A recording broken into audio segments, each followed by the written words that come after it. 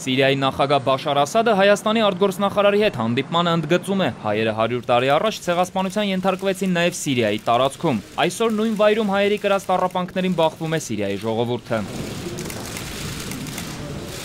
Էդվարդ Նալբանդյանը Բաշար Ասադի հետ քննարկել է ազգային և կրոնական փոքրամասնությունների պաշտպանության հարցը։ Խոսքն առաջին հերթին սիրիահայության մասին է։ Բաշար Ասադը տեղեկանալով, որ Հայաստանի արտգործնախարարը հանդիպելու է նաև սիրիահայերի հետ, խնդրել է իր հարգանքի խոսքերը փոխանցել երկրի հայ քաղաքացիներին։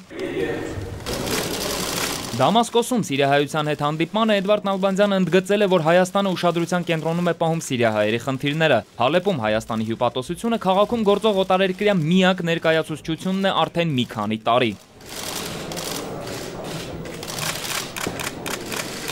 Սիրիայի փոխվարչապետի հետ Հայաստանի արտգործնախարարը նույնպես քննարկել է սիրիահայությանն ու հայկական մշակութային կոթողներին առնչվող հարցեր։ Խոսել հայոց ցեղասպանության 100 տարի անց նույն Սիրիայում տեղի ունեցող նոր բռնությունների մասին։ Անպատժելիությունը ծնում է նոր հանցագործություններ,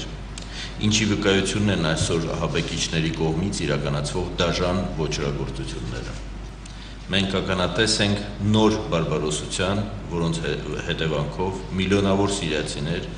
այդ թվում տասնյակ հազարավոր հայեր ստիպված են նորից գաղթի ճանապարհ բռնել։